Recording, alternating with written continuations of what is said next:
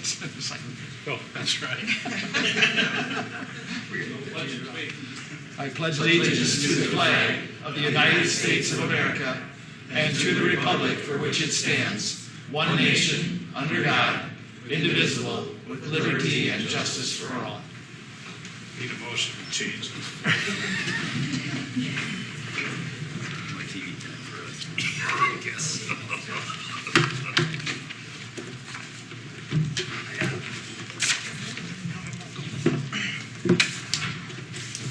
All right, Ange, are you ready for I am. a roll call? Brad Hint. Here. Sean Brewster. Here. Keith Hamel. Here. Tom Eggers. Here. All right. At this point, we would like to do the swearing in, correct? Oh, okay. First, let's approve the agenda first here, then we'll take care of the swearing in. Is there a motion to approve the agenda? So moved. Support. Mr. Mayor, if I might. Yes. Just for the record, if we could add under reports discussion of July 3 City Council meeting scheduling. Okay. That's all right for you that made the motion? Yep. Yes. We add that in? Okay. Any other additions? All right. Roll call, please. Brewster. Aye. Hamel. Aye. Hint. Aye. Eggers. Aye. All right. All right, then at this point, we're going to proceed with the swearing in of both myself and Wayne.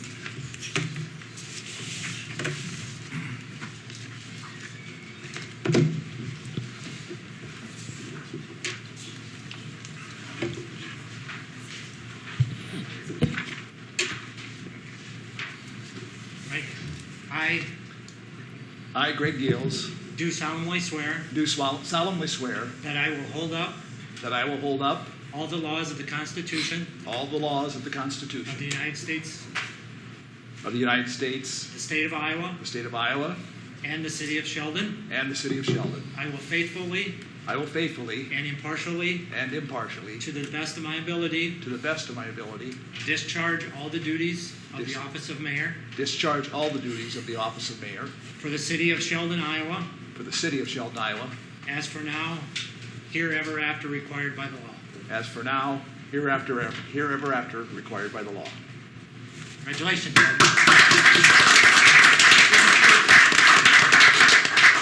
And now, Wayne, if you would step forward, please. Greg, gotta have some signatures.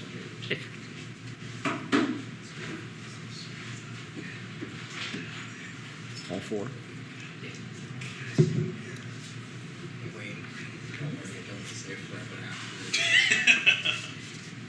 Nothing about indentured servitude or... Okay, gotcha. It's in the fine I'll print. finish the rest of those later. Yeah, we should have brought glasses.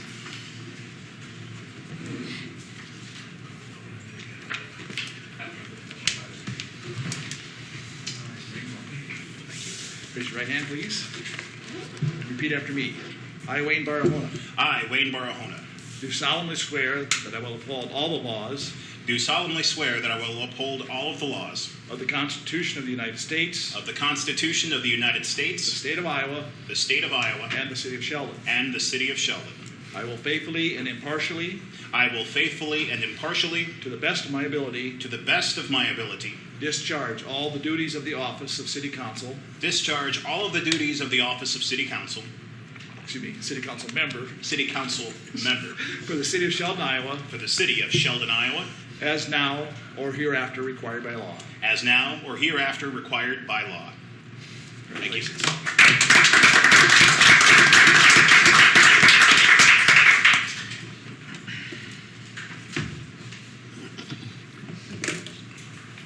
For you.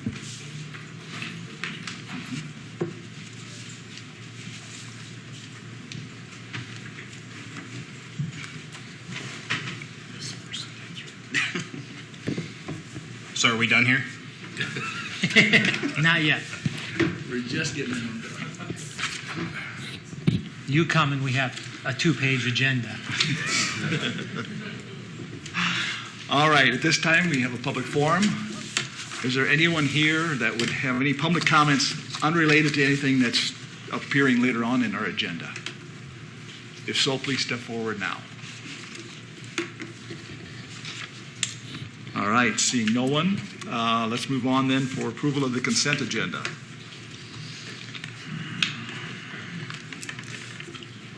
Make the motion to approve. Support. Any comments? Roll call, please. Hamel. Aye. Brewster. Aye. Farahona. Aye. Eggers. Aye. Hint. Aye.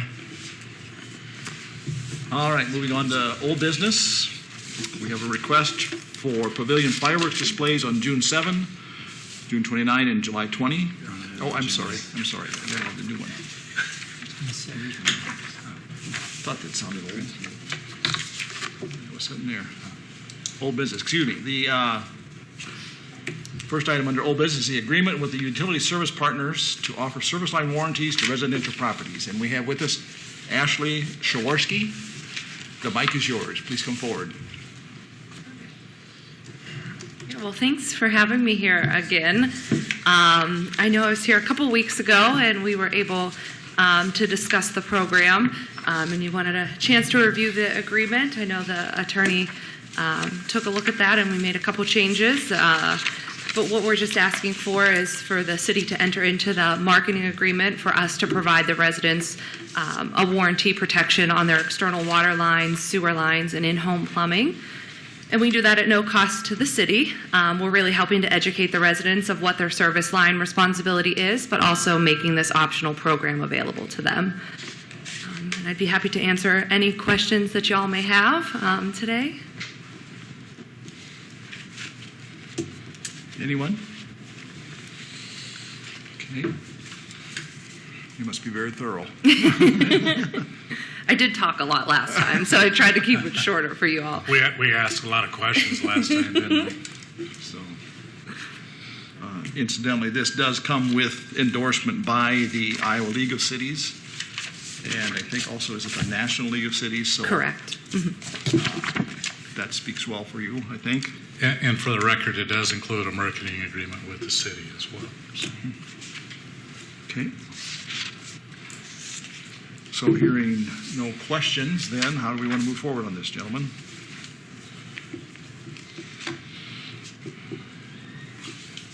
I'll make the motion to approve it. I think it's something that we can offer our customers, and if they're interested in it, it's kind of beneficial.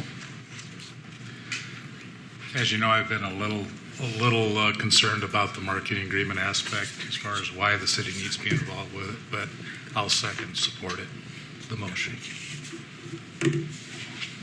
All right, we have a motion and support. Any other comments? All right, roll call, please. Brewster. Aye. Eggers. Aye. Hint. Aye. Hamel. Aye. Farahona. Aye. Motion carries. All right. Thank you, Ashley. All right, moving on to our discussion on the Mid-American Gas and Electric franchises. You have before you copies of the draft ordinances, which we need to approve, and then also set a public hearing and first readings. So, any discussion on the drafting as it is presented for us? Any comments you would like to make, Sam? Yes. All right. Thank you, Mayor. So just to clarify regarding the public hearing schedule, Sheldon has a code that requires 2 public hearings on a franchise agreement no less than 30 days apart. So the first public hearing could be the June 19 meeting, the second public hearing on August 7. You could waive the third reading if you wanted, or have it at the August 21 meeting. Everything should be complete by the September 4 meeting if possible in order to make the county auditor's deadline of September 20 in order to make the November ballot. In front of you is the updated revenue purpose statement, which was changed a little bit this week to accommodate the fact that there are 2 ordinances, one for gas and one for electric. It's a minor change. And the other thing is that in the draft ordinances, there is a 5% residential fee and a 2% non-residential fee included in that, and that can be adjusted as you move through the hearing process as long as the title of the ordinances does not change. We can talk further if you have any further questions. Craig Vermaederen is here from Mid-American. Do you have anything, Craig, you would like to add at this point? Okay. All right. I'll make a motion that we approve as presented. Okay. Support.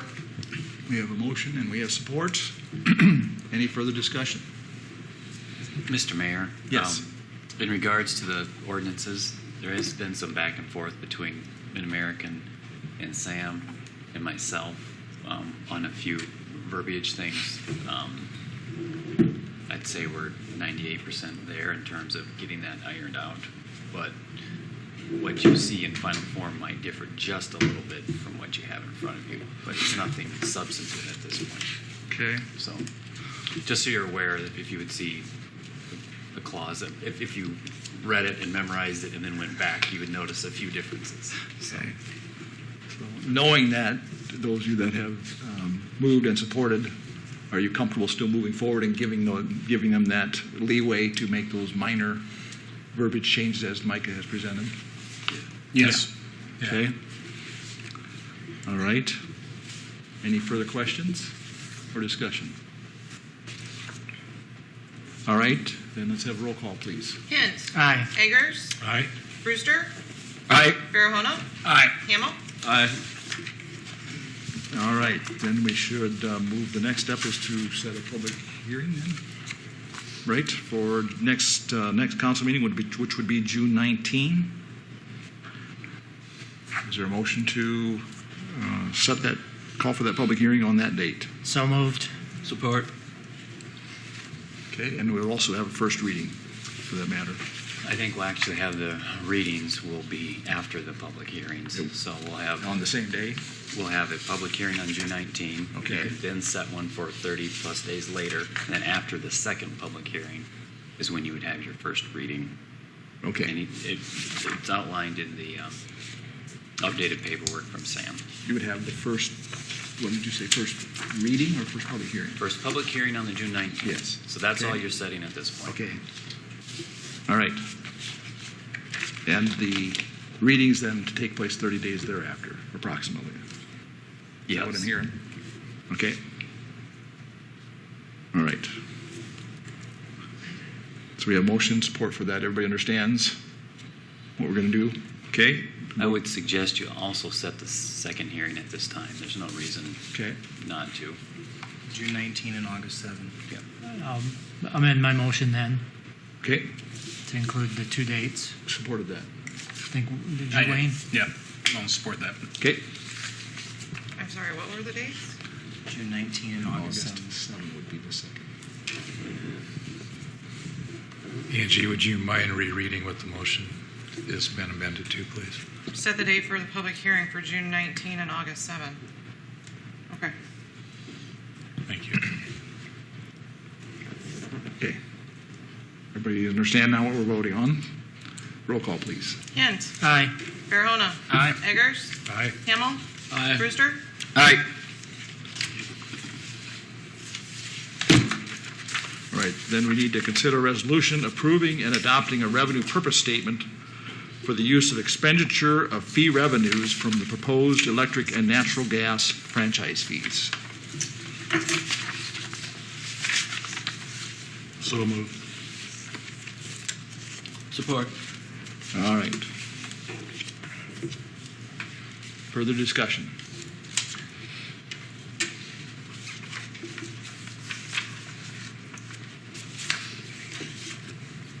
Those amounts again are 5% for residential, correct? If I might, Mr. Mayor. Yeah. So we're not approving the amounts today. We're approving what the purpose of the revenue purpose statement Okay. needs to be published by law prior to the public hearings and prior to the ordinance readings. All right. So we're approving the revenue purpose statement Okay. now. All right, any further discussion? Roll call, please. Hamel. Aye. Hint. Aye. Farahona. Aye. Eggers. Aye. Brewster. Aye. All right, moving on to item C under old business, update on the HC Lane building. Rod is not here. If I might. Okay, go ahead. So, building manager Rod Funkert stopped by this morning to see me, and I sent him a summary email shortly after, and he's confirmed that is correct. My message says, Rod, thank you for stopping by this morning. I understand you were not able to be at the meeting today, and here's the summary you asked me to deliver on your behalf. 1, footings report yesterday, June 4. 2, waiting for the footings to cure. 3, weather permitting, the wall will be installed next week. And he said that is correct to the best of my knowledge. And then he sent me a message later that he said the interior beam has been installed. I don't have any more information on that other than we'll wait until we have further information from the structural engineer. Our main interest at this point is reopening the alley. And at this point, it needs to stay closed at least until the next council meeting. So for clarification, are we requiring as a council to have a letter from the engineer stating that the property is safe before we reopen Yes, we are. Okay. And we expect that, we're assuming and expecting that before the next meeting? We hope. Okay. And does Rod Funkert understand that? He does. Okay. Okay, so no further action is required at this time. No, this will be on the next agenda. Okay. All right, moving forward then on to new business. Under Crossroads North, I'd like to open public hearing. Anyone with comments or questions about the Crossroads North project? Okay. Have there been any written comments on this? None. Okay.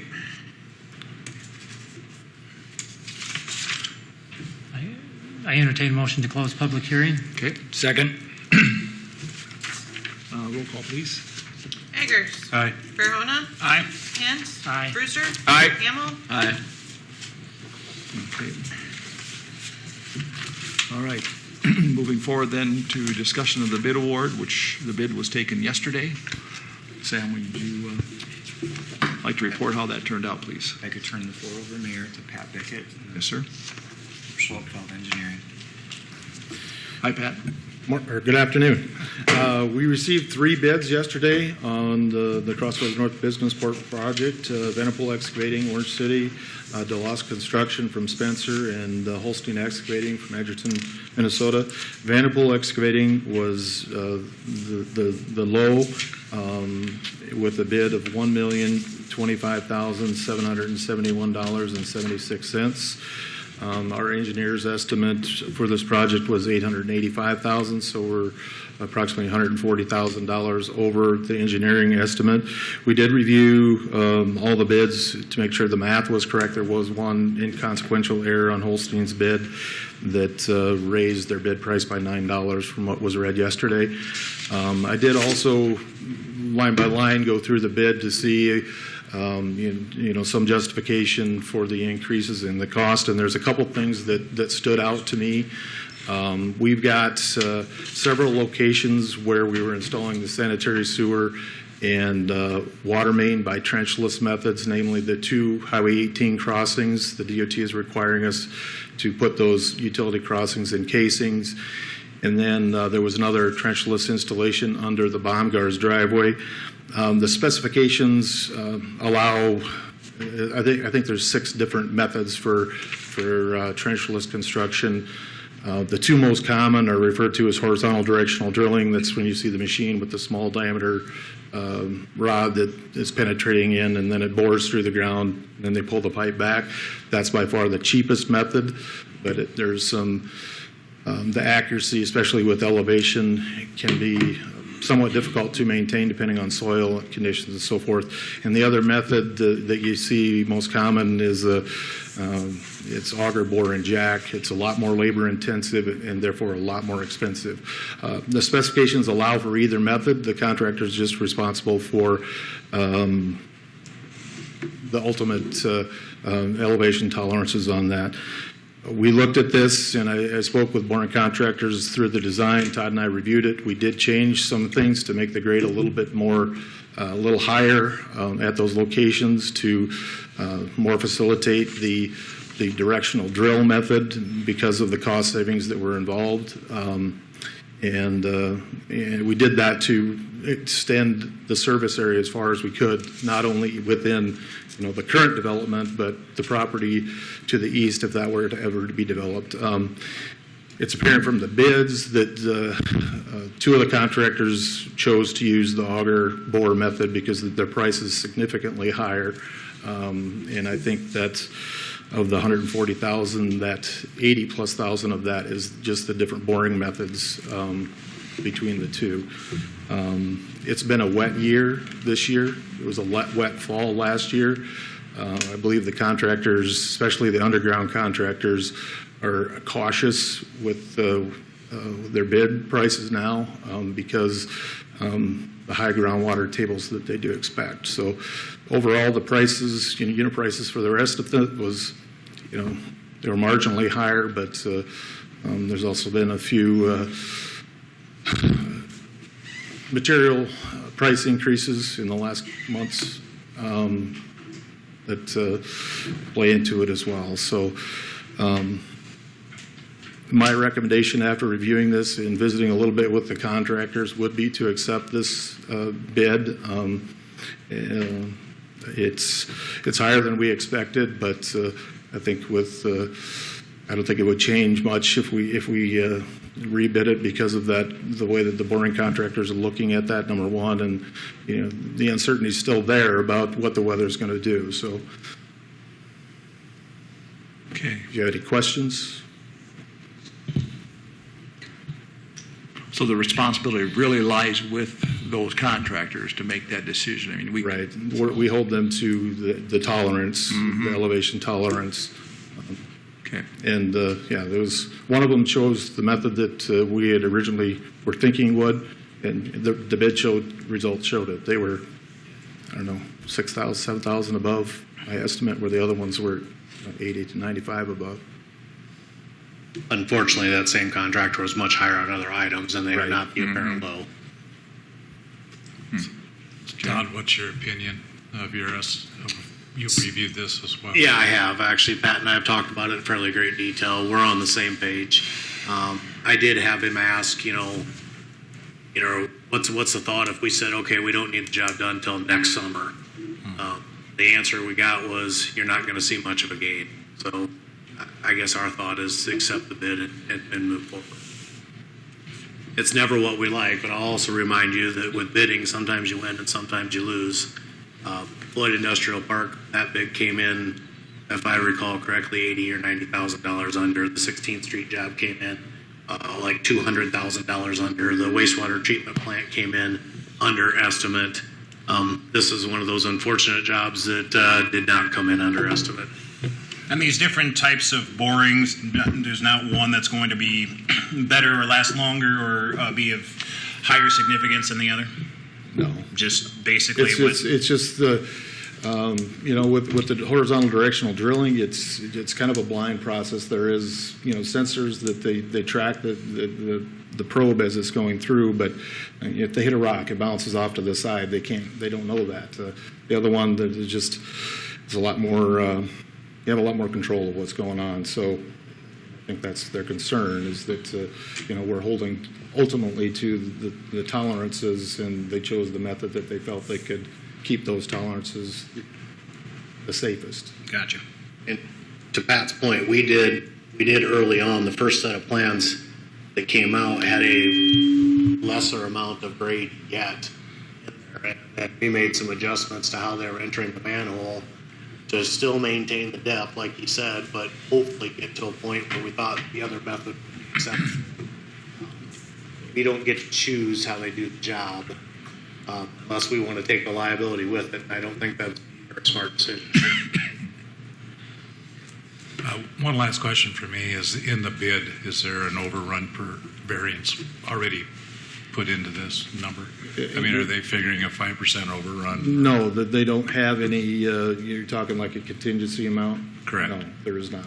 Okay, so There, it may go over, it may run under. There's a couple items in there that I generally include in the contracts, just so we have a bid item for it. And we historically we haven't used that. One of the one I'm thinking of is a granular bedding for the sanitary sewer trench. If the bottom of that trench is just mush and they can't work with it, then we have an item in there that they're for granular material. Even last year, in that wet year at Floyd Industrial Park, we did not use that. So, and I don't have that exact dollar amount, but you know that's a reduction that may come out of it. Just an example of what might happen. And there's always a chance that you know something will come up that we don't anticipate, that the prices could go higher too. That's a $5,000-6,000 item. Yeah.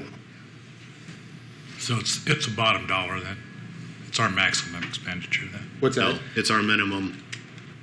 Well, I mean, If there's a change order, you would have to approve it, Tom. But Correct. but there's always an opportunity in a bid for it to be changed up or down depending upon how things. this contract is what's referred to as unit price contract. The contractor, we have in our proposal, we have estimated quantities for all the different items: paving, water main, fire hydrants, etc. And the contractor puts a unit price to that. How much is a square yard of concrete? How much is a foot of sanitary sewer pipe cost? Right.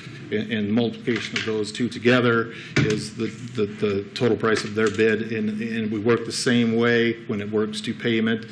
Whatever they install, they get paid at their unit price. So if they install less or more, they would get installed, or they would be entitled for payment of less or more.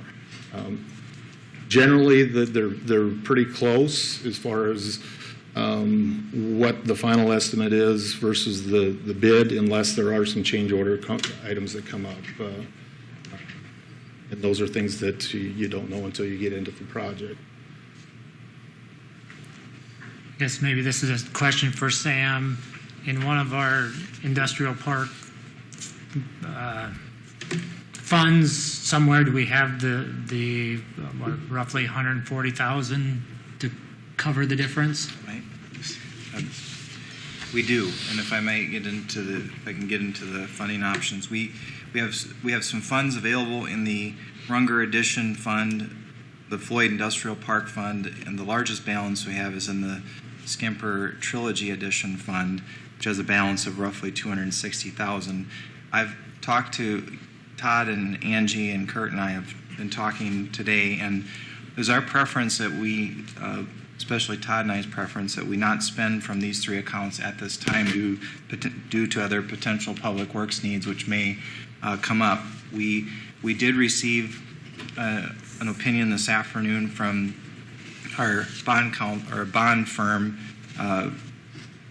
D.A. Davidson, that we do have access to spend from the recent land sale proceeds of $607,000. If we would take $140,000 from that, that is the most logical, in our opinion, way to go, is from the recent land sale proceeds. We did not think that we could spend from the land sale proceeds, and in fact, Angie and I were preparing to put that money into a longer term CD. But that's something that we did confirm we have access to spend from those funds. Okay. So you really have two options. But short answer is we can live with Can. this. Okay. Yes. So then you need a motion for that to approve the award, and then also where we're going to get the balance out of? Yes. I would make that motion to approve the Vanderpool excavating, and then the balance difference we'd take out of that land sale proceeds. Because I think we need to get this project moving. We have a developer waiting. So, and I think they've been waiting long enough. Okay, we have a motion. Is there support for that? Support. Any other discussion? And a roll call, please. Farahona. Aye. Hamel. Aye. Brewster. Aye. Hint. Aye. Eggers. Aye. Thank you. Yeah, thank you, Pat.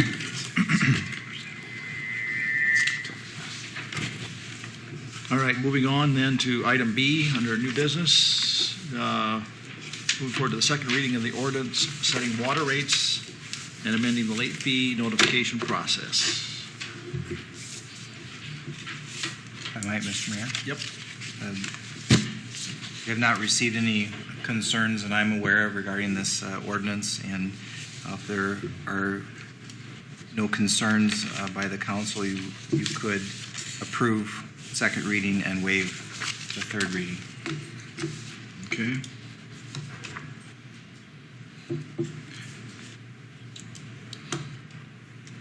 I personally would like to see it go to a third reading since we are increasing the water rates.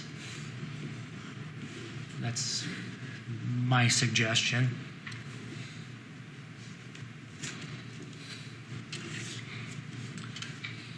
Any other thoughts?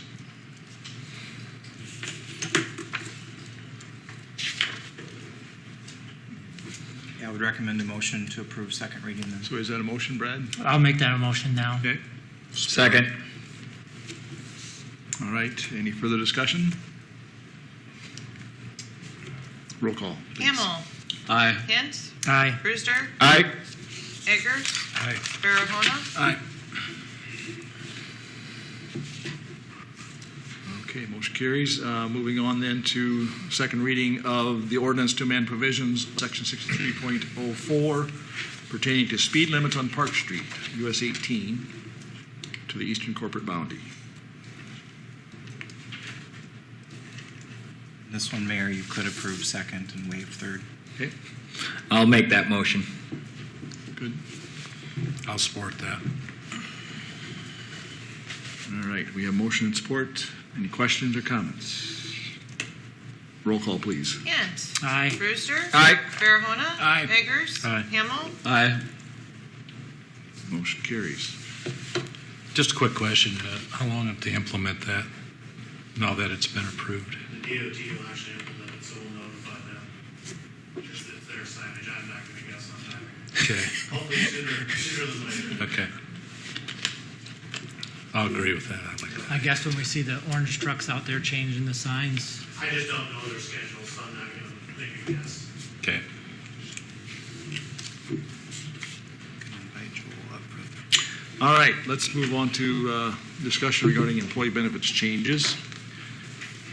First item under that discussion is a change from Mutual of Omaha to UNUM for life insurance and disability. Joel Gasek is here from Gasek and Vanderbilt Insurance. Joel, welcome. What do Thank you for having me today, Council. And good to see your new faces on here. Congrats officially. I've been working with Sam and Angie on taking a look at our life and disability insurance. And what we're proposing today is making a change from Mutual of Omaha to Unum. And the reason for doing that is we're able to offer a better benefit package to the employees and actually lock in a lower rate as well. The biggest changes, we didn't make a ton of changes on this plan, but the biggest ones happen on the life insurance side of things. Currently we have a $25,000 employee life insurance, $2,500 spousal insurance, and $2,000 dependent life insurance. What we're proposing to do is double our employee life insurance to $50,000. In order to do that and make it work in the budget, we had to drop off the dependent and spousal insurance, which wasn't a real significant benefit to begin with, but we're also giving them the opportunity to purchase voluntary insurance at the employee's cost, where they can purchase spousal and dependent insurance that way, as well as additional insurance if they so choose. We're also doubling our current AD&D insurance from $25,000 to $50,000. So we're going to have $50,000 employee life insurance and $50,000 AD&D insurance. We made one change to the elimination period, or when the benefits begin after becoming disabled. We currently have a 31st day sickness and a first day injury, and all we're doing is meeting in the middle and going to a 14th day for both of those. Also more typical for industry standards. On the short or long-term disability side of things, we made no changes to the benefits, but we were able to get a significantly cheaper rate on that. We're locking in the insurance for 3 years. The short-term disability is only locked in for 2 years. That's all I had. I hope I kept it brief enough for you guys, but if you have any questions, please let me know. So are there any questions for Joel?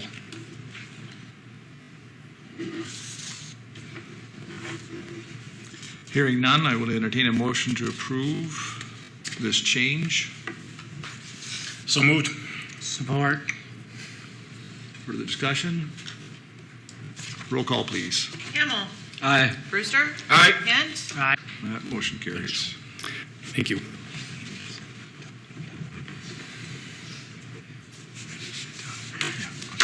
All right, next item is a resolution renewing the employee-funded Section 125 benefits plan. And Amy is here with Aflac. Would you please step forward? Amy Jager. I guess I just want to thank you guys for continuing to have Aflac be a part of the city's benefits package for the past 28 years. And basically this is set and forth, and this benefit is 100% paid by the employees. And that's really all I have, unless you guys have any questions. I'm currently in the enrollment process with the city right now, so, and. Okay. Any questions for Amy? All right, thank you. I'll make the motion to approve the resolution. Second. Any questions or comments? Roll call, please. Eggers. Aye. Farahona. Aye. Kent. Aye. Brewster. Aye. Hamel. Aye. All right. Clicking them off. Let's keep moving here. Item number 3, subpoint 3. Consider the Employee Assistance Program Agreement. Matt Visser, are you here? He is, all right. Come forward. Good afternoon, and thanks for having us. My name is Matt Visser. We are from Connections Employee Assistance Program. I actually have with me my dad here. I've been a chauffeur for the last 2 days, and we've been doing some training. But we had the opportunity to come and share a little bit about the Employee Assistance Program with most of you before. I've invited my dad to say a few words. He is a founder of the company. I'm currently CEO of the company, but I'll invite him up. Thank you very much. And congratulations to those of you who are new officers in your city. Thank you. And we are happy to provide EAP services. I think, I know that Matt went over this with you, and I was on the phone, I think, at a previous meeting, and you understand that it's a very low-cost benefit.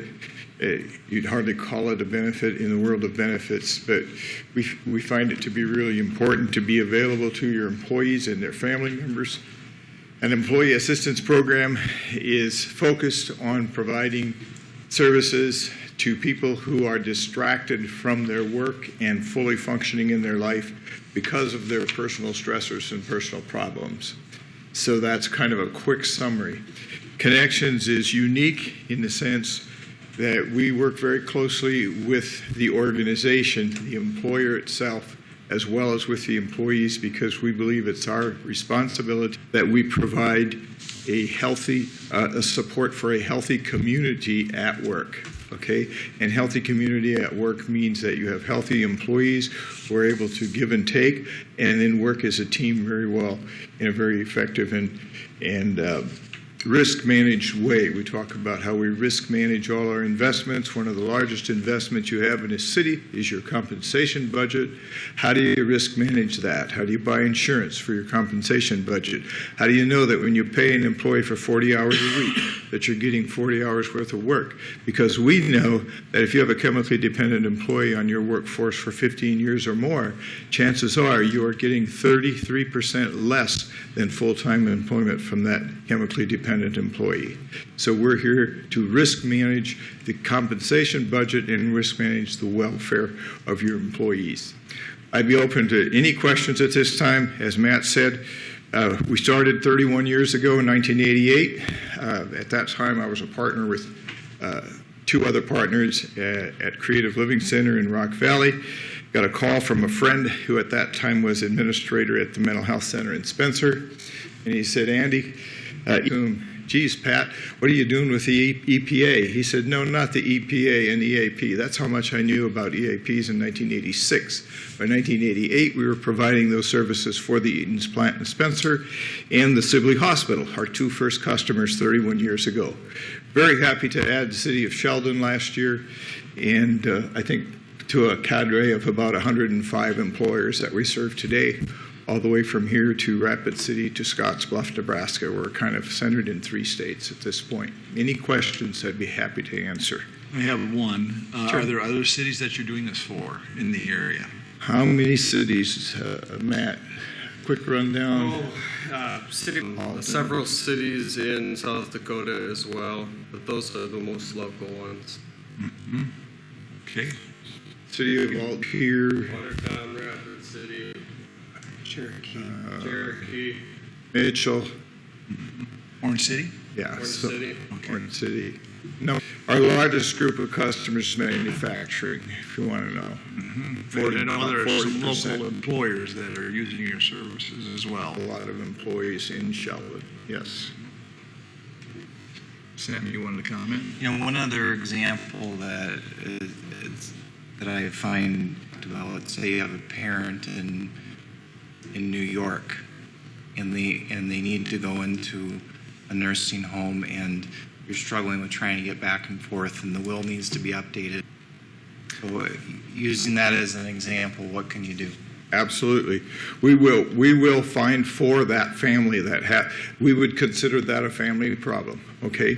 And we would find for that family, we'd access the expertise they would need to say, let's say, assess the level of, we do not pay for that assessment in New York or Texas, but we would access alternatives for the family who they could contact. Our own financial counselors would do an assessment with that family about costs of services and where those services can most effectively be found. So yeah, broad brush. But when we say any personal issues that could distract an employee at work, we're serious. Any personal issues. We have this whole list, and I think some of you have seen that list before. But if we get a call and a family has an issue that we haven't heard of before, we simply go to bat to surface whatever resources they need to move forward on that issue that's stymieing them, okay? And that's a very personal one for me because I had to fly back to Washington State when I was a 36-year-old because my father had had a stroke and nobody was signing the checks, okay? And that meant taking off from work, flying back to Washington State, losing 4 days of work, and Figurum is going to make sure that your employees don't have to do that. We will find somebody out there to do that assessment for them. One other thing I just want to highlight, if you weren't aware, but the coverage not only covers the employee, but it's also spouse and dependents as defined by the IRS. So let's say, for example, and they're still a dependent on your taxes, they still have access to all these services. So if they're in California, Ohio, Pennsylvania, wherever they might be, they can still contact us and we'll provide the exact same services. So I just want to make sure you're all aware of that. Terrific. Any more questions for these gentlemen? Is this would be a new event for us? This is not something we currently participate in? That's correct, right? So this would be a new cost, approximately $3,300 annual, full-time employees, plus all of our part-time employees, plus all of our EMS personnel. Yep. And the approximate cost, is there any kind of a cap on that, or what's the limitation? Well, the agreement for the first year would be $3,302.40, and then that would be the amount. That's what we would pay this coming year. Now, if there is an opportunity for like an extended service, let's say if you have a situation where you have some sort of a dispute where you need to bring in a third party or a longer term counseling type situation, let's say between two employees, then you can get a quote on that, and then It's called extended. service. That would be a separate agreement, however. We'd have to have that signed. Right.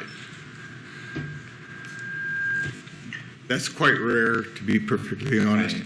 It's not rare, though, to have our customers call in and we do extended consultation in terms of training or disc assessments or any kind of team building sort of things. That's fairly common in the workplace. But that's by request of the customer. Okay, as I look at this, there's a usage-based fee for service rate at $134 an hour. Does that go on forever? So on the agreement itself, I'm not sure, I can't remember what's checked, boxes checked or not, but there's optional. Is that one of the items that's under optional?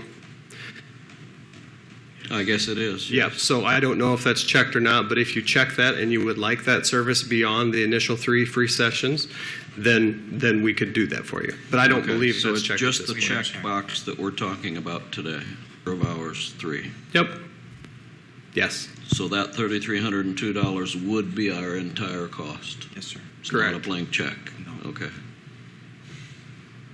I know every situation is different, but is there, do you have say an average of how many employees, percentage-wise, take advantage of this benefit? We do, and it really varies by industry. Typical utilization for us over the last year has been about 4.5%. And we have customers that have, the lower the number of employees you have, right? And you have a couple people who use it, your percentage skyrockets. Sure. Right? So a lot of that depends on the number of employees, and you have a couple people that use it. But 4.5% across our average this past year. However, we get into different fields where we may see more or less utilization. We get into the medical field and provide a lot of services for hospitals around the area, and medical seems to have higher utilization, up to the 10 to 12% utilization. So, And just to clarify, utilization, we call that an open case rate. That is a situation that engages with a professional to problem solve. If they get on our website and use one of the self-help kinds of things, etc., that or use training, go to one of the trainings we offer, that is not considered an open case. So 4.5% is an open case rate. If we talk about overall access, when we look at who use skill builders and that kind of thing, we're talking somewhere between 23 and 28% of your employee population. Okay. I was referencing clinical. Are you happy with those numbers? Or do you feel it's underutilized? You're being underutilized at this point?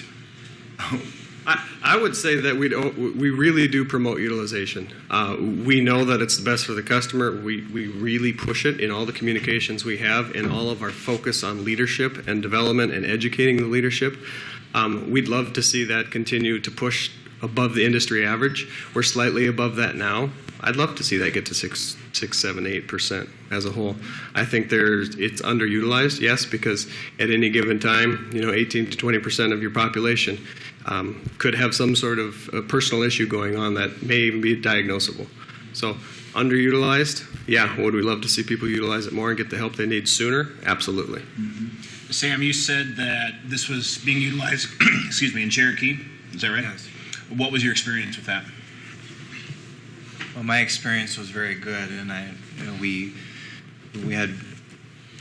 So I don't want to talk about specific situations, but there was several situations where it really made the difference, and it gave us as the employer the ability to get an employee help without the employer, us being overly inserted into the situation. I've also found the annual trainings that are provided by Connections to be very helpful, good leadership training and training on how to write evaluations and training on how to recognize issues in the workplace and training on how to coach. And these are all I think well. And so like a supervisor, for example, can, if they're writing an evaluation and they're not sure how to handle a specific situation, they can actually call EAP for assistance as well. And so it's a great tool for supervisors to get a sounding board. And a supervisor consult call is not in that 4.5%. No. That's not an open clinical case, okay? So that's where that 23 to 28% comes in. Sam, I appreciate you sharing that. That is true. A lot of my time on the phone, as well as his time on the phone, is through leadership consultations, through difficult employee situations. And we truly do view it as a win-win, right? The employee can actually get the help perhaps that they need or assistance that they're looking for, as well as leadership having a neutral third party involved in the discussion to help make wise decisions along the way. And I might add, some of you may know Amanda Tenaple. There we go. That's terrible. It's been a long 2 days. Amanda Tenaple is our new clinical supervisor, which means it rides herd over 500 contracts of counselors who see our people around the nation, in about 28 states, where we actually have contracted face-to-face services. And so calls are returned for leadership people by Matt, myself, and Amanda, basically. There, did you have a comment? I'd just like to endorse Andy and his group. When I was working we started out as Farmers Co-op elevator here in Sheldon, and then as we continued on, we always had them there to help us as employees. And the greatest benefit I saw was the leadership in the organization, getting their training to be able to assist in seeing where the problem was in the employees. Very good. Thank you, sir. Yeah, thank you, Fred. Just a comment, Mayor. I find the strongest endorsement for this, for our application as a city to adopt this, is based upon how many for-profit businesses utilize your service. And as we all know, for-profit businesses look for an ROI on everything that they consider. And because they have not only serviced several businesses, but probably have a long track record with each one of them as far as tenure in those agreements, I think this is a good value for us. Okay, this is not something we've budgeted for. How do we handle that? We have budgeted it. Okay. It is included in the All right. in the budget. Yep.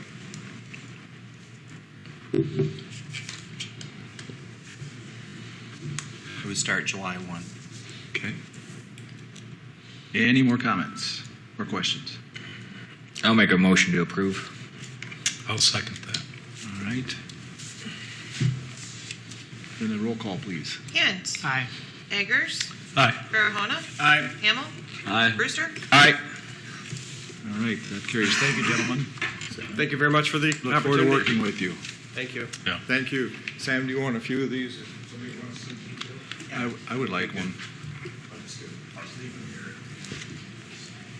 Thank you, Andy. Thank you. Thank you very much. It's good to see you.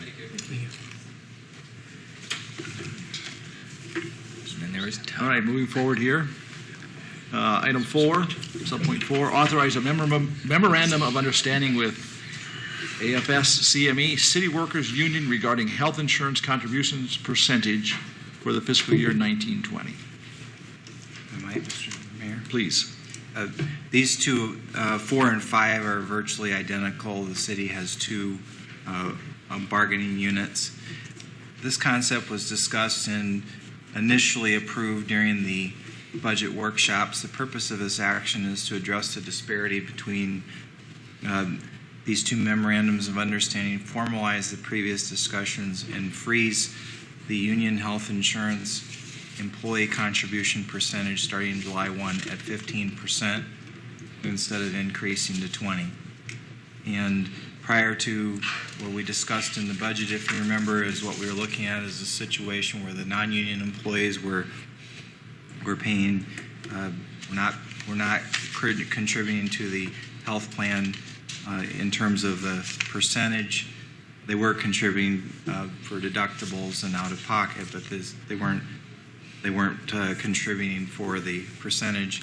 Now they're at 5% per your action a few weeks ago, and this would freeze the union employee percentage at 15 instead of going to 20. So it brings the ultimate, the end result here is that we're now 5 and 15 instead of 0 and 20.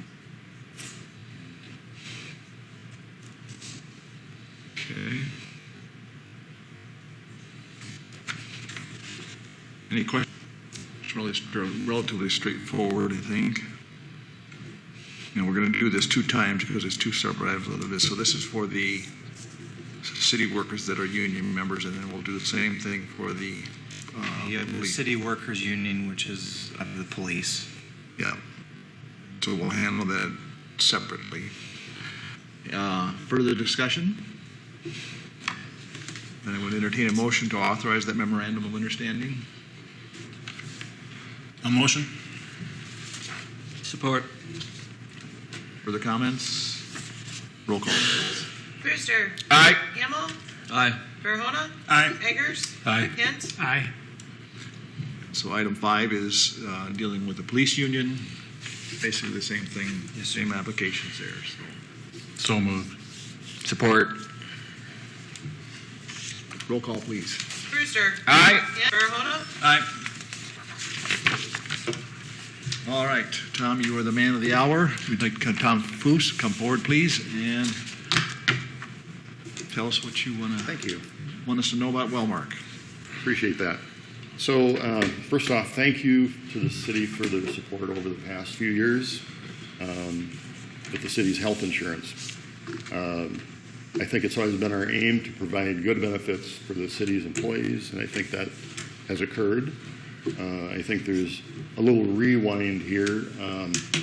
Well, first off, let's thank each of the city councilmen, city employees, and Sam for the several meetings that we've had so far. We started about 6 weeks ago talking about the health insurance benefit. So a little bit of a rewind.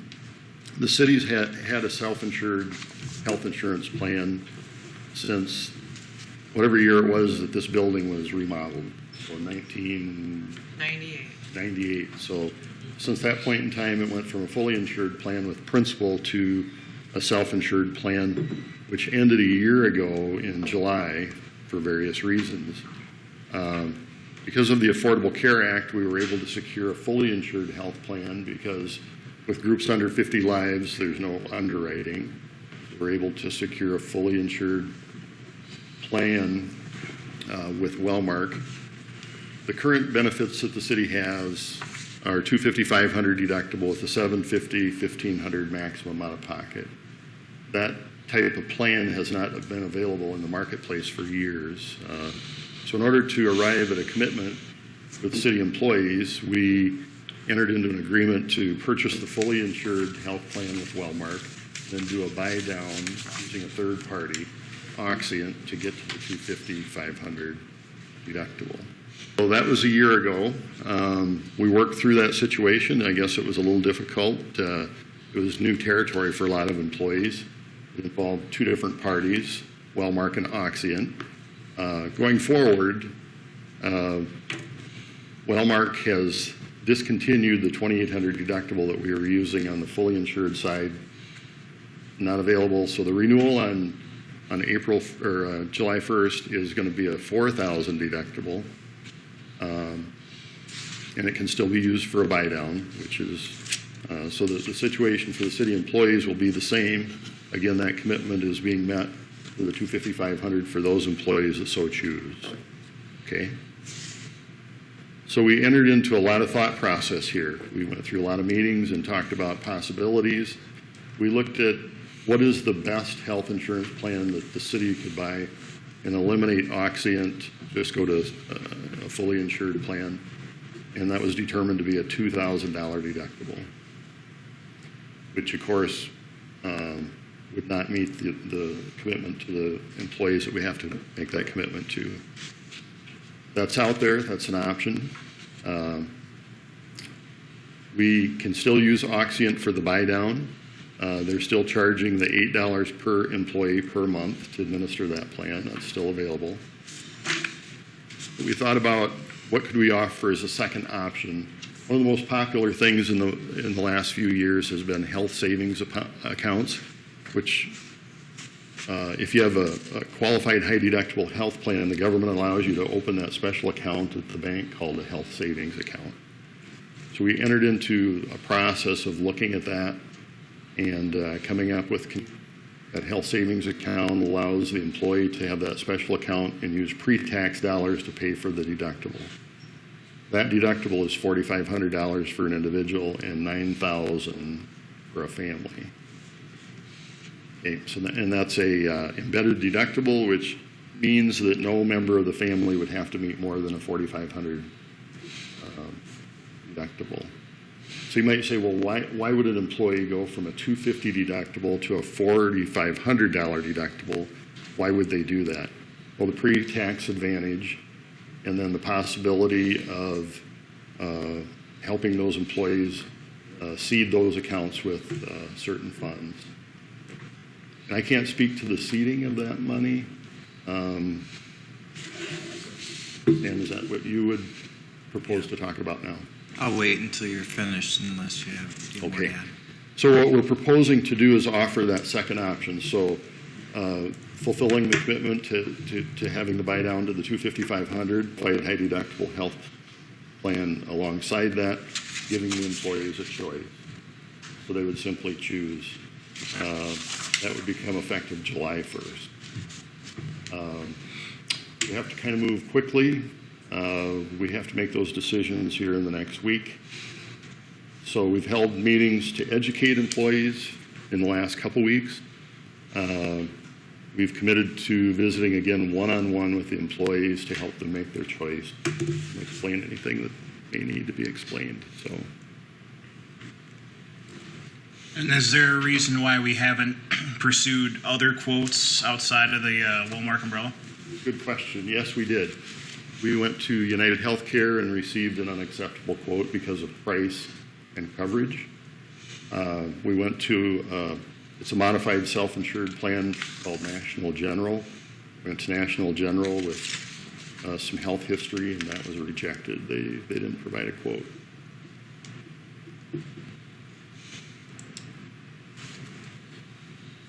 Any more questions for Tom?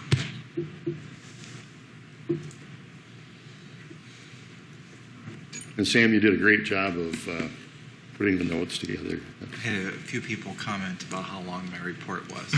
But it's very good. Very good. All right, Sam, would you like to? I would. So if you could go to page 19 in your report, I have the recommended motion, and I'll read it further. The recommended motion is to offer full-time employees their choice of the following two healthcare options for the new plan year, which begins July 1. The first is the Wellmark Complete Blue 4000 renewal option 1 with the current buy-down level. Number 2 is the My Blue high deductible health plan, should be a P there. Silver renewal option 2 with HSA funding for fiscal year 1920 of $7,000 for family and $3,500 for single. The HSA contributions would be paid by pay period. It says monthly in here, but Angie and I talked, and she would like to have it by pay period, and that makes sense. And employees may open an HSA account at a local financial institution of their choosing. All 5 local institutions offer health savings accounts. We already do direct deposit for payroll in all 5, and so we would give employees the option to open an HSA at the bank of their choosing. If the council approves this, we would hit the ground running on it tomorrow, and we'd have until the 14th, next Friday, to finish it up.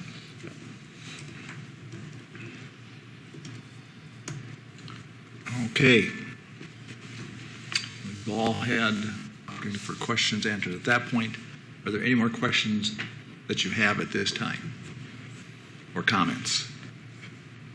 I think it's just important, Sam, that for the record, you talk about what these two options will do for our current health insurance budget. Because it seems we look at two different options. Obviously, the option one that we've had, which is trying to sustain the same number that we've been at, but of course now in a less, should we say, less agreeable number, trying to still compete with a plan that no longer exists. And then, because I'm going to look here and I'm going to see HSA funding of $7,000 for family and $3,500 for single. That's a lot of money, but I just want to make sure that for the record we state that we are actually doing this at a savings. We are. It'd be approximately a 10% savings. For each employee that switched, it'd be a 10% savings, plus you would not have the cost of the third party Oxyant. Right. And that's a relatively small cost of $8 per employee per month, but it's a headache for Tom, and it's a headache for us, and it's just one less, and it's a headache for the employees because they have to wait for the third party to do their thing, and you're cutting one more person or one more cook out of the kitchen, so to speak. And this budget is about 10% less for health insurance compared to last year. Yes. And then also the premium is 10%, about 10% less. And how long did we have this last health insurance plan that has since been taken off the table? Just a year. And so I know you not having a crystal ball in front of you, what are you thinking about the likelihood of this current, the Blue 4000 renewal option sticking at the current deductible levels? So the qualified high deductible plan, I think there's a strong movement that's going to continue and continue to be enhanced. I think the government is encouraging those sorts of plans. And trying to move everyone away from the traditional lower deductible plans, right? Well, one of the things that we've seen with the Affordable Care Act is a very large increase in deductibles and out-of-pocket maximums. So if you're going to have a higher deductible or a higher out-of-pocket, you should use pre-tax dollars to pay those. This makes sense. There's some advantage to the employee outside of just the health benefit. The HSA account, unlike a flexible spending account where if you don't use the money, you lose it, it continues to grow in those accounts. 65, it turns into an IRA. So there's no more penalty for not using it for health reasons. You can also use those funds for things that aren't covered by the health insurance plan. Things like vision and dental that the city does not have coverage for now. So that's another use of those HSA funds. So to answer your question, I think the trend is towards encouraging more employee participation. And if I might, Mr. Mayor. Yes. So Wayne, in direct answer to your question, hypothetically speaking, if all 31 employees switched, which is a hypothetical because that wouldn't happen either way. But if all, this year anyway, but if all 31 employees switch, you'd save $70,763, and that's on top of the savings that we've already identified from this past year to the current year. So in all, our healthcare costs would be approximately 20% less, am I right? Than before, and then. Furthermore, what you're doing is you're putting employees in the driver's seat of their health care and giving them an opportunity to help keep the employer's costs low And I'm not saying employees are abusing it now. It's just that right now there's not an incentive as much to not go to the doctor. And now there's more of an incentive to seek other preventative measures, such as the Ask a Nurse program. And yeah, there's a 24/7 app that you can put on your phone that you can access a doctor any day of the week, any time of the day. And that's a $50 copay. But, may keep you out of the doctor's office or out of the emergency room. So you've met with everyone once so far, is that my understanding? Some people twice. Employees you're talking Yes. about, correct? Yeah. What have the employees kind of given any sort of feelings one way or the other on these particular plans, or are they just trying to digest it? Trying to digest it. Yeah. And there seems to be a lot of openness to the concept, recognizing that HSAs are the way the industry is going. We also expect, one thing that we talked about, and Tom and I have talked about, is over the years we've gone, from 29 Walmart plans down to 8. Yeah. And we could be at 6 next year. And, the Affordable Care Act has done some good things, and it's done some things that aren't. So, the city is fortunate. The Affordable Care Act said that with groups under 50 lives, you can't underwrite anymore. So that worked to the city's advantage a year ago. But it's also raised deductibles and raised out-of-pocket maximums. So I know it's to work around keeping the $255,000 for those folks that still want it. I think that was the important part of this, is that we are going to offer an alternative to that as well. I think that's what the HSA does. So, Sam, with what you shared in regards to Wayne's question, how does maybe this would be a good time to talk about the possibility of seed in the HSA? You want to explain a little bit about that? Well, the motion that I read earlier, that I recommend that you strongly consider, is seeding the HSA accounts to the tune of $7,000 for the 26 employees that have families, and $3,500 for the 5 employees that are single. And that contribution would be divided up by pay periods, would be divided into 24. So with that option in this plan, this should serve as somewhat of an incentive to have the employees take a strong look at HSA and have maybe a little more say in where their health care dollars go or don't go. Right. So, okay. It does come. Yeah, I participate in an HSA too. And Yeah. I'm not getting any younger every year either. And but it's one of the challenges that we have as a society right now with healthcare, period. And not to diminish anything that you want to say. That's No. fine. And I understand. It's for the employees. They gotta. With the offering of the 250-500 plan still being there, you have to decide, if I sign up for the HSA plan and I get into a car accident on July 3, can I afford the $9,000 because I'll be supplemented 7 over the next 12 months. I'm going to have to front that money. Mm-hmm. Now, a lot of bad things have to happen for that to be that way. The flip side of it is, if you could be healthy for a year, you can get yourself to a position where you can you have very low risk, right?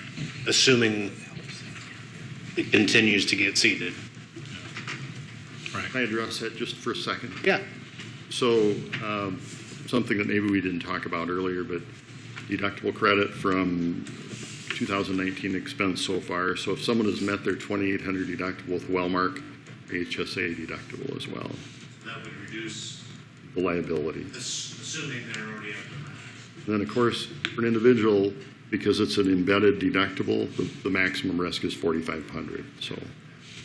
Well, I know, there's lots of pluses to it. Yeah. I'm not Right. downplaying that one bit. I think it's a viable option for the employees to be able to at least ascertain where they personally feel they fit into that. And I can say from the experience of where I work, you know, when that started, there was a low percentage of people that were ready to make that decision. And now that we've been under, you know, gone for 3 years, I think it's been, you know, our percentage has tripled, if not quadrupled, from that original. Does your employer still offer both outpatient? Yes. Yeah, you can have either one. Yeah. It's the other option probably is in the same position as what we're talking about for the city's benefit, but still, yes. So, yeah. If I might, Mr. Mayor. Yeah. One thing I'd like to add, and I had a motive in having the AFLAC resolution, you know, renewing the 1991 partnership. I had a motive for redoing that because I wanted to give all of our employees the opportunity to buy their own supplemental insurance. And Angie and I were just having a sidebar. At least 8 employees have done that recently, and that's a positive sign too. And that's all funded by the employee, not the employer. So I think that's something that we take into account too. We also have an HSA plan. We're small. It's much smaller than your company, but the first year is the one where you're questioning because it's different and that possibility exists. But I was healthy through that first year, so it didn't affect me negatively. And now, looking back, it's been a wonderful thing. Our out-of-pocket expenses are much less now than they were with the plan we were on, and we had a savings as a result of it as well. So, you know, I understand the questions you may have, wondering is it a good thing for me or not, and that's the thing with insurance. Anytime, you know, how much is enough? You know, You never want to use it. right, exactly. So, but just from personal experience, I would have to say the HSA plan has been good for me and for my family. So.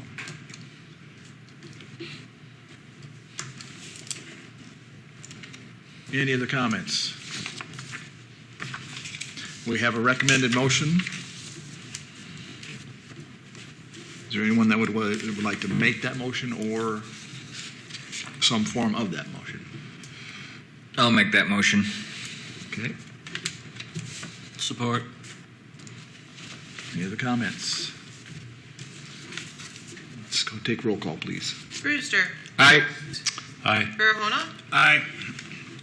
Motion carries. Thank you, Tom. Thank you. Thank you, Tom. Yeah, thanks. So our intent is to meet employees starting tomorrow. Okay. Very good. Thank you. Thanks, Tom. Thanks, Tom. All right, Sam, we are ready for your report. All right. Thank you, Mayor. 2 items. The first is Officer DeGuy is retiring on June 30 after 32 years with the police department. And at the council meeting on June 19, which we promised to keep short, we will adjourn. I heard laughing. Funny. Yeah, skeptic. Okay. We will adjourn the meeting and then host an open house for him up here on the 3rd floor in this, either in this room or next door. But it'll be up here, and we want to encourage attendance from the community. We also, regarding the July 3 meeting, we need to have a conversation about that. I'm okay with having a July 3 meeting. If you are, I can also do everything I can to keep that short. If you'd like to move that to July 2, you're welcome to do that. I would like to move to July 2. I would agree with that. With everything going on for the village, and if people want to head out of town for the weekend or something, I know I'll be busy that afternoon. I'm sure Wayne's probably going to be getting close to busy. Yep. So I would make, if I can, make the motion to move it to July 2. Tuesday, July 2 Yeah. at 4:30 p.m. Yeah. Week at all, so whatever you guys Makes decide. no difference for you then. Nope. We- I'm we on don't- vacation either way. We don't have time anyway. All right, so we have a motion. I'll second that. Okay. Pete, good one? You're good with it? Okay, let's roll call, please. Eggers. Aye. Farahona. Aye. Himmel. Aye. Brewster. Aye. Hint. Aye. All right, so July 2 at 4:30. Anything else, Sam? No, sir. All right. Councilman, any comments? I got a question. Todd, I went by the wastewater. It's looking good. Deadline's looking good. Yeah, very good. We actually had a progress meeting on it today. They are nearing completion. We're starting to really talk in depth about startup schedules. I find it likely we'll be flowing water by the second or third week in July. Yeah, so project is moving along nicely. Substantial completion is like October 31, so they're doing well there. So they're paving parking lot today. The most of the mechanical equipment is installed. They're just finishing up some electrical terminations. So it's we're getting rather excited, maybe slightly nervous as well. Let's see, excited about a sewer valve number. Yeah. So will you do this like a test period where you're doing a certain percentage and ramping it up Yeah. So in the transition? Then? Yeah, so we're going to we're going to seed 2 of the 4 basins with sludge from another plant. We're going to and we'll try to get those 2 up to a point of allowable discharge, and during that time we'll be operating both plants in conjunction with each other. And then once we get those 2 up and going, then those first 2 cells up and going well. Then we'll likely go ahead and seed the other 2 and get going, and probably try to split the flow, because once we start to discharge, once we get to a point of discharge, we really want to be able to go straight to the river. We'd rather not have to bypass pump back through the old plant. Plus, once we shut the water off the old plant, the biology dies, and then it's not functional anymore anyway. So. But that's why the October date is important, it's because of this ramp up that you're talking Yeah, about. and actually, we don't have to be in compliance with our new permit standards until March 1 of 20. So that's why we said as October substantial completion to give us some time. Yeah. And then the contractor has done us all a favor, themselves and us, by really hammering through the schedule, and plus biology will start a lot easier in July temps than it would in October, to our favor. Right. Yeah, so it's going really well. Good news. Good job. While you have it, Mike, I kind of forgot about you guys. Do you have any other comments you would like to make? I guess I came to say too, the 4th Street sewer repair project, all 3 really bad locations in that sewer have been dug up and replaced. We're working on getting the concrete back in there as we speak this week. So hopefully that street will be back open for traffic in the near future here. Okay. Other projects are, continue to work. We still got to finish up Floyd. We still got some work to do with 16th Street as well. Keep hammering away on those. Have they talked about when they're going to continue that 16th Street effort, the resurfacing? Before the 1st of June. 2020? Of 2021? Last coordination I had is they were going to try to get here in May of 19, which obviously they did not. Okay. Kurt, anything you'd like to share? I did. We sent out an email too. I know the press has been notified. We do have our 3rd and final public workshop for the proposed Crossroads Park out in Sheldon Crossing next week, Wednesday at 6 o'clock. So we certainly want to invite the public to come out and be a part of that. We should see a pretty good scope of the plan at this point, and it's going to kind of wrap up our preliminary phase, which is exciting. So as far as council and mayor, we certainly encourage you guys to be a part of that as well. So that's next Wednesday, June 12th, 6 p.m. It'll be upstairs here in the community building. So. And Lyle, anything from you? Fireworks. Hearing a few go off already. Over the weekend, someone they opened somebody's porch door after midnight, set off threw firecrackers in someone's porch. That's illegal in a lot of ways, and it could be unhealthy to someone in a lot of ways. We've been pretty generous in years past as far as what we tolerated and not tolerated. Just a few reminders about what the law is. You can't shoot them off until June 20. You can't shoot them other than after June 20. You may shoot them off between noon and 10 p.m., not 10:15, not 11, not 12. Be responsible about how you do it. You hear stories of debris people finding on their roofs and in their gutters and everything else, and garbage all over the streets. Anyway, I don't think we're going to be as generous this year. So spread the word. Okay, thank you. All right, Sean had any other comments? I've got just a few things, okay. If I may. Yes, sir. 2 longer-term projects got nearly wrapped up this week. You had the bid award. Along with that, the subdivision itself was approved by the appropriate county offices this week. So that was a long time coming because of many, many factors, but Kurt can sell some more lots and the other developer can get going. And we appreciate the developer's cooperation because we needed it to get that done. So that was good. Also, the Iowa District Court approved both petitions to award title to the city of our abandoned property projects.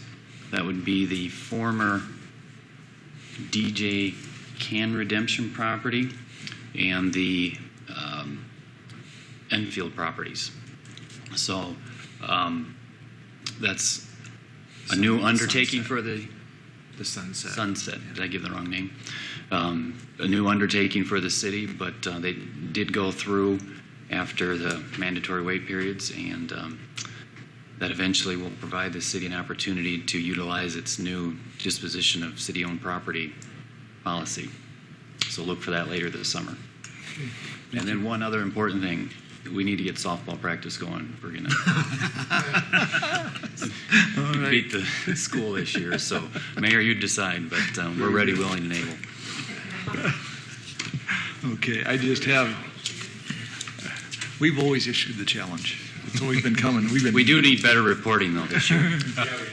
So, all right, a couple things yet. As I said. We get it one inning last. All right, I've got just a couple things here. First item, Brad Hint is going to continue to be appointed as next meeting, June 19. I will be on vacation. If Tom can go, I can go. So Brad will be chairing that meeting. It didn't take long. Sam, keep it short. And then secondly, for the press, I don't know if you got this in your report or not, but our EMA volunteer application applicant was approved. That gentleman is Travis Byert. And the student firefighters that have been approved are Michael Paulson, Mason Ostra, and Jasmine Haltrup. So we're happy to see all those students stepping up and helping fill the ranks in those departments. Thank you. And that is all I have. Motion to adjourn. Support. Roll call, please, on the motion. Hint. Aye. Brewster. Aye. Hamel. Aye. Farahona. Aye. Eggers. Aye. We are adjourned.